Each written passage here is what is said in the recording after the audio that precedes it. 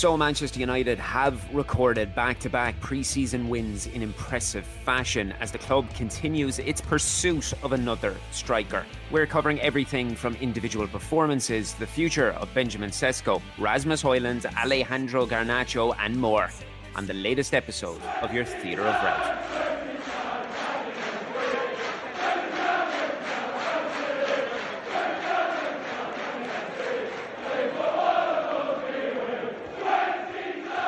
You are all very welcome to this week's episode following a brace of impressive pre-season displays and results amidst the usual transfer merry-go-round that the forever targeted Manchester United faithful are forced to endure. Now, Ruben Amorim's men earned a good 2-1 win against West Ham on Sunday before following that up with a hugely impressive 4-1 victory against a usually dangerous Bournemouth side.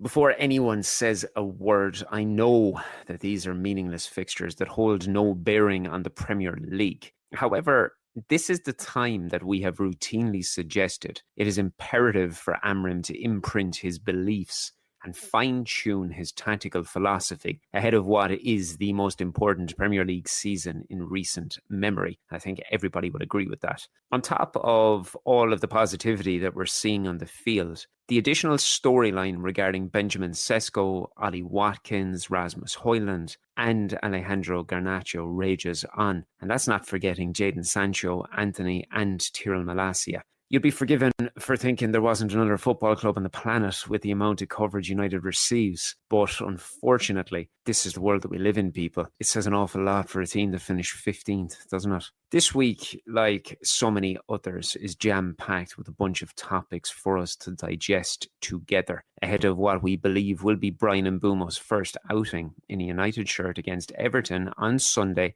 in Atlanta. Now, I think it's fair to say that our American exploits are going rather well to date, wouldn't you say? With everything from a visibly leaner squad boasting an obvious sense of positivity to a defined understanding of what we can expect from a Ruben Amorim team when Old Trafford welcomes Arsenal on the opening weekend of the Premier League. And that is just a little over 2 weeks away. If the West Ham performance offered a glimmer of hope for a fortuitous pre-season following the once more over-the-top sensationalism from a scoreless draw against Leeds in Sweden, a notably powerful showing against Bournemouth has significantly raised the bar. First and foremost, just how comical was it to see the Mancunian weather had taken centre stage at Soldier Field. If ever we needed a nice reminder of home comforts, eh? But despite the rain and thousands of drenched supporters in the stands, each and every one of them would have taken that treatment before a ball was kicked if they were aware of the performance that their men would provide. Once more, I know it's a pre-season fixture, and it's easy to make a comparison to the likes of the 2014-15 schedule when Louis van Gaal's men brushed aside the likes of Roma, Valencia, Liverpool, and of course that memorable 3-1 victory against Real Madrid that was in front of 109,000 people, then only to go on and lose an Old Trafford opener against Swansea before drawing back-to-back fixtures against Sunderland and Burnley. But with the very best of respect to every naysayer, what more could you ask for from a friendly fixture? We saw 6 changes made to the starting 11, with Matheus Cunha given the night off due to fatigue. And before we go on, it is obviously worth noting for anyone who didn't actually realise this, that Amorim addressed the absence of Cunha and disregarded any concerns, emphasising the importance of managing every single player. Rasmus Hojlund opened the scoring from a Patrick Dorgu cross before the fullback added a second to cap an extremely promising first half display. And as we know, Ahmad made it 3 shortly after the restart before Ethan Williams made it 4 less than 90 seconds after entering the field. Bournemouth did manage a late consolation when Matthias de Ligt poked a dangerous cross past an unfortunate Tom Heaton. But all in all, this was a promising team display, and the scoreline was not unfair. You can say what you will about the travesty of last season, but we saw clear patterns of play and a solid shape from the opening whistle, with a notable intensity from back to front and a dominating press from a front three of Mason Mount, Ahmad and Hojlund throughout. For me, though, the most notable factor outside from the athleticism and the physical capabilities of every player, is that this is a team that looks well coached, and it is clearly enjoying playing under the manager in his preferred system. Take Luke Shaw. As we know, he has endured an endless barrage of injuries throughout his time at the club. However, despite an inability to trust him as a primary asset in the squad because of a lack of availability, he is among the best players in the world in his position when he is fit, firing, and not carrying any form of niggling injury. He's now 30 years of age, just recently turned 30, and he's spoken about how toxic the environment and the dressing room have been, citing the importance of a unified vision if each player is to get the best out of themselves and express themselves more effectively. But thankfully, he has cited the demands that Amram is bringing and the requirements for every member of the first team squad to give their absolute all, and how he will not accept anything else. Now, that is brilliant to hear as a supporter, first and foremost. Before a ball was kicked this summer, you simply had to look at the squad to see how athletic and how trim each and every one of them looked. It hasn't come as any surprise to me because, having spent so much time covering Sporting during his tenure, I expected that his rigorous demands would come to the fore. And that is why we see many first-team players removed and either on the cusp of leaving or already applying their trade elsewhere on the continent. Yes, finances play a large part here. However, despite suggestions that players are being forced out due to salaries, that is not the case here, people. I can confirm that. Rubens wants players who are willing to suffer. And many have taken those comments out of context due to the required sensationalism of would-be respected journalists from media brands who are intent on claiming their pound of Manchester flesh. Simply put, he is ensuring that if you are to be a member of his first team squad, that you will recognise how fortunate you are to be at the football club, regardless of our recent struggles. While this was one of the better showings that we have seen during a pre-season for some time, the main thing that this inspires is hope. And I believe it's hope ahead of an upcoming campaign, particularly with the nature of the beast that we face in the opening 5 fixtures. But as I have routinely said, and I will say again, if you cannot relish this type of fixture schedule, I just don't know what to say to you, because those big fixtures is what it's all about in the Premier League. And furthermore, the most notable part of our performance against Bournemouth is that it didn't include any of the new summer arrivals. This was the squad that failed to string 2 passes together on many occasions and ultimately finished 15th in the league. That has been skipped by far too many times in the post-match analysis. And it is further evidence of the quality that actually does exist within a fractured dressing room. Individually, we saw many impressive showings throughout the opening 70 minutes that were given to the starters. And that was obviously with the exception of Harry Maguire, who made way for De Ligt at the break. But I feel right now that it's imperative we recognise what was like a coming-of-age showing from Dorgu. And what felt like a man who has not only recognised the weight of the shirt that he is now wearing, but a player who understands that he has the complete backing of his manager, and his ability is what brought him to the club in the first place. Unlike many people that I see on social media regularly, I'm thankfully don't have to backtrack on anything that I've spouted across Twitter or the likes, because, like Amram, I regularly covered the Dane with my continental football, and I highlighted in January that there are so many attributes that pop Patrick in the same bracket as the likes of Giovanni Quenda, for example. Not only is he versatile, but this is a footballer who has regularly inspired confidence in either half and routinely thrives in aggressive transitions. And while he is raw, he possesses the perfect blend of defensive capabilities and natural attacking flair to terrorize any defense. Make no mistake, I am aware that he has performed excellently in a pre-season outing, but this has to be considered a signpost for where he stands at this moment in time, and how anybody could be anything other than excited is just beyond me. I encourage you all to watch the online narrative shift weekly, because if you backtrack a couple of months, a significant contingent of our online fan base of tactical wizards had already written the boy off. Now, how can I spend such time praising this boy and not do the same for a footballer that I have remained in the minority about for months in Rasmus Hojlund?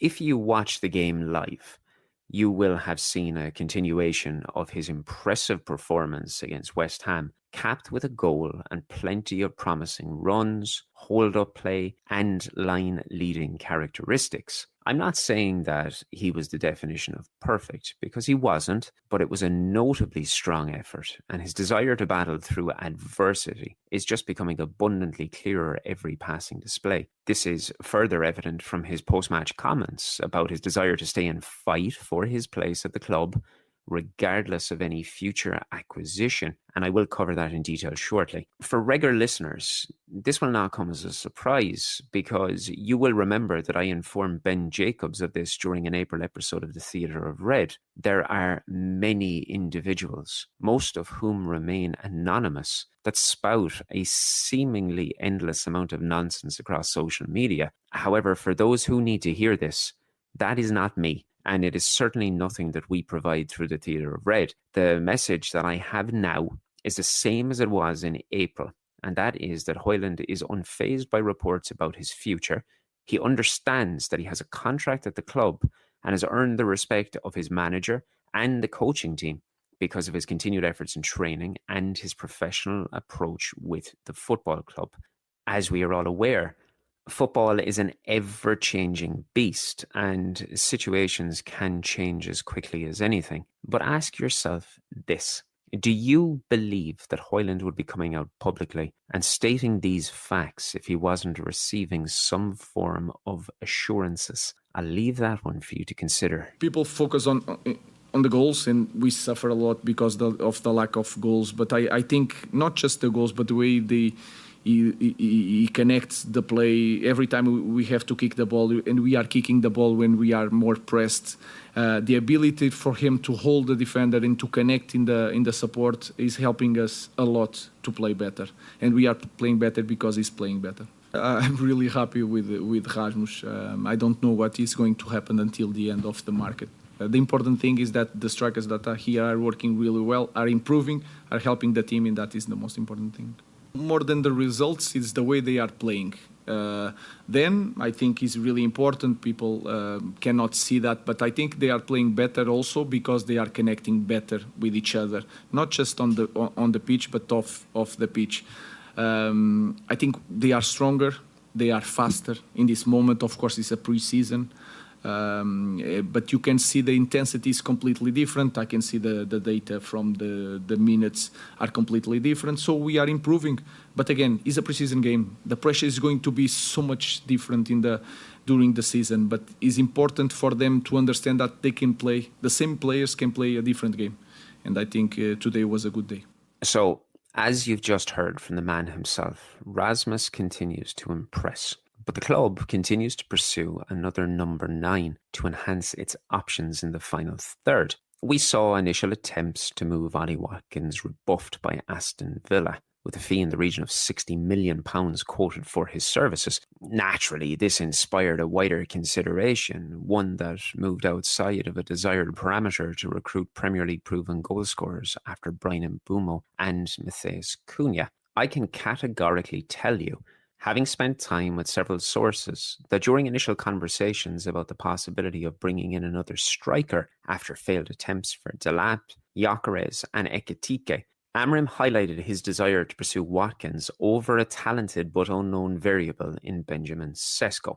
It's not that Rubens doesn't appreciate youth. If you know the man and you know his backdrop, you'll know it's the opposite, really. He is an advocate for promoting youth. However, my sources indicated that he viewed the mega money purchase of another youthful and unproven Premier League asset as potentially dangerous. Hence, his preference was a ready-made option in Watkins. This was a view initially shared by Jason Wilcox. I will say that where he stands on that today, I am uncertain. And that is despite social reports of his apparent agreement with Christopher Vivell on the standing. Before I go on, do not misconstrue this. Everybody at the club rates Sesko as a remarkably talented player, and it is common knowledge that United holds scouting reports on him since he was a young teenager. As you can imagine, I have received multiple questions about the player, and what I'm going to do is I'm going to try to infuse 2 of them. One from regular listener Param Subramanian, and the second from a Twitter contributor by the name of Faz. The former asked, Why should Manchester United not sign Sesko? And the latter asked, what is the possibility of Benjamin Sesko joining Manchester United? And how many goals do you personally think he will score in the Premier League next season? Firstly, thank you both for taking the time, and I'm sure you'll appreciate how and why I have fused these questions. In the grand scheme of things, I believe that United should purchase Sesko. And I think the possibility is increasing by the day. You purchase him because at 22, he is factually improving annually, having transitioned from a lesser Austrian division with Salzburg to the Bundesliga with Leipzig. And he has managed to achieve similar metrics. For context, he scored 18 goals and provided 4 assists 3 seasons ago in Austria. And then he followed that up with 18 and 2 and 21 and 6 in his 2 seasons in Germany. However, while all of this looks great and the many YouTube montages could convince an unaware audience about his Marco van Basten-esque abilities, I believe you purchased this player on the understanding that he is anything but the finished article. From an individual perspective, this is a player who pretty much averaged in the high 60th percentile across the majority of necessary attributes throughout the previous Bundesliga campaign. So that includes everything from goals or goals per shot down to the unsavory figures of miscontrols. While his aerial winning percentage is obviously high, and you'd expect this from a 6'5" forward, his touches in the final third or the opposition's penalty area and his carries are significantly low. They're all ranked in the bottom 20th percentile in Germany. I do not highlight these figures to down the player. And admittedly, somebody could read my most recent article about whether or not he was capable of leading a Premier League line, be convinced that I'm anti-Sesko. I assure you, I'm anything but. I have been a paid continental journalist for the better part of a decade, and I value the progression of so many talented continental players in the game. But at the same time, I'm not oblivious to their flaws and the many misconceptions that people hold because of available assets like FIFA or Football Manager or YouTube. This is a talented player who possesses an undeniable ceiling for growth. If you are in a position to acquire his services, it would be silly not to. However, you must consider the objective views on either side. He is raw, and he's inexperienced in the toughest league in the world, just like Rasmus Hojlund was. Yes, people will argue that he is more experienced than Rasmus did at the time, and that is correct. But he is also older than Hojlund was at that time. And that was a teenage Hojlund who enjoyed a season with 16 goals and 7 assists throughout the 2022-23 campaign. Very, very similar figures to what we're seeing with Sesko. At this point, I need you to understand that I'm not comparing the player's ability or where they are in their career. I'm highlighting that potential is one thing and expectations are an entirely different dynamic. For reasons that are still beyond me to this day, many have chosen to disregard all of the good that Rasmus achieved in his first season in Manchester and instead focus on a narrative that he just simply is not good enough. Yet, when they make an argument for the player of Sesko and how things will be different for him, many of the same people are arguing that Sesko will have the support of Cunha and Mbeumo, and Rasmus lacked that. So, as I speak to you now and you listen to everything that I'm saying, do you not find that incredibly biased towards an opinion or an agenda and blatantly acknowledging that Rasmus can and did do better when he was given more support and more of a supporting cast than what has become a self-indulging Argentinian who would sooner hit the third tier of the stands rather than provide a teammate with a chance to write their names into the headlines instead of him? Do I believe that Sesko could succeed at Manchester United? Yes. Of course I do. But I also believe that he will be hit with a serious taste of reality if and when he lines out against Premier League defenders. And many who are expecting us to sign this tried and tested number 9 will be quick to realise the error of their ways. To focus on Faz's question about integration into the team and how many goals do I believe that he could score, I don't think it would be unreasonable to expect a significantly better output than Hojlund's debut 16 goals and 2 assists in that first season, considering what we've discussed about the experience and how he has the definition of a proper supporting cast that's going to provide everything from assist to movement and an ability for him to be able to create opportunities. But to touch on one topic that I covered in the article, I do worry about the history of crossover struggles from Germany to England for many, and that's particularly for many with Manchester United when we consider the likes of Jadon Sancho, Shinji Kagawa and Henrik Mkhitaryan as the optimal examples. I don't believe that it's always as straightforward as picking and placing a player and expecting a certain result. My reasoning for hoping that Rasmus would remain regardless of Sesko's potential arrival is by factoring in the 2 seasons of integration that he has under his belt and the obvious benefits of having multiple options for each position. You must remember at this point, if you bring in Sesko and you sell Hojlund, what are you doing here? You're swapping one 22-year-old for another, with the only other recognised striker as Chido Obi in reserve. I'm not trying to come across as downing or diminishing the prospect of acquiring one of European football's biggest prospects in Germany, but I hope you understand where I'm coming from. And I hope that I have adequately answered both of your questions and provided subtle reasoning, gentlemen. Do let me know if it's anything otherwise. And I think I have time for one final question today. And I have to touch on it because it has come via email at editor@theatre-of-red.com from a lady called Annabella Rodriguez, who writes all the way from Bolivia. Now, for starters, who says that football isn't the most magical game on the planet when it can connect us from this far away? Annabella, thank you for getting in touch. I really do appreciate it so much. She asks, given what we know about Garnacho and his desire to leave, do you believe the club will sell him during these summer months? Keep up the great work. I love the show. Well, I love you. And I certainly believe there are serious attempts being made to sell him. And any hold-up is largely attributed to 2 things. The first is the public knowledge of United's desire to sell and a necessity to do so because of financial worries, while I believe the second is tied to an unwillingness for potential parties to meet United's valuation of what is at least £40 million, with a side note of future fees, as we've seen with other outgoing players. As we are all aware, Garnacho spoke with Chelsea in January, and they couldn't come to a financial agreement. The Londoners obviously remain the most likely destination, given their desire to purchase and the player's willingness to make a move down south. He wants to remain in England. So much of this is about character, or a lack of, and a perception of self-worth that is amongst the very worst that I have encountered at this football club. And to clarify, several clubs from Spain and Italy have already made approaches, notably Napoli and also Atletico Madrid. Garnacho's priority is to remain in England. We're advised that he is happy to bide his time and wait until the dying hours of the window to seal his move, because he feels that in doing so, his bargaining position will improve dramatically as United continue to offload undesired wages. That said, the club has already considered the prospect of integrating Garnacho back into the squad, and I am currently unsure if this is a tactic to force Garnacho's hand, openly become more open to negotiations with other clubs. I can clarify categorically, from what I've been told, United remain committed to offloading the player just as they are with Sancho, Malacia and Anthony. At the same time, United will not be forced into a sale, because the desire to highlight a new era of transfer structure and a vision that Ineos wants the world to be aware of exists today. This is not just about being shrewd in acquisitions, it's also about being calculated in sales and continuing to move towards a cleansing of an otherwise toxic environment.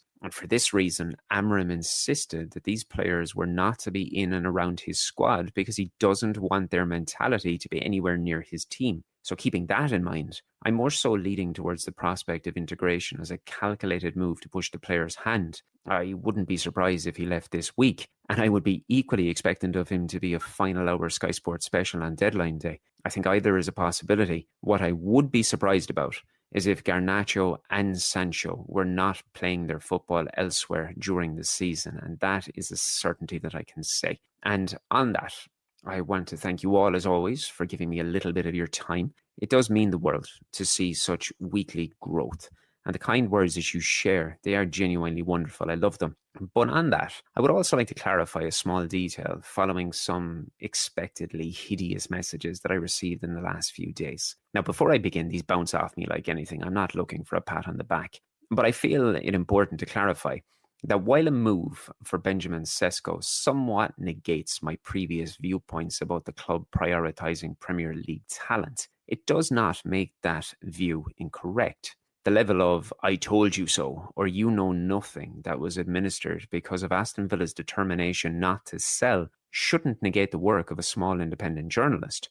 I have always reported news with integrity, and I've remained consistent throughout this theatre of red venture. If that's from exclusively covering Marcus Rashford's move to Barcelona, from our opening revelation in August 2024 about Hansi Flick wanting him added to a shortlist of potential acquisitions, to being the first outlet to confirm interest in Hugo Ekitike, and amongst the opening few journalists to share exclusive information about interest in Cunha and Mbeumo, alongside later confirmed reports about the likes of interest in Roger Fernandez. I know David Ornstein and the team at The Athletic are wonderful, and the work that they do is the very best. There is nobody like them. However, that should not disregard the work of other journalists.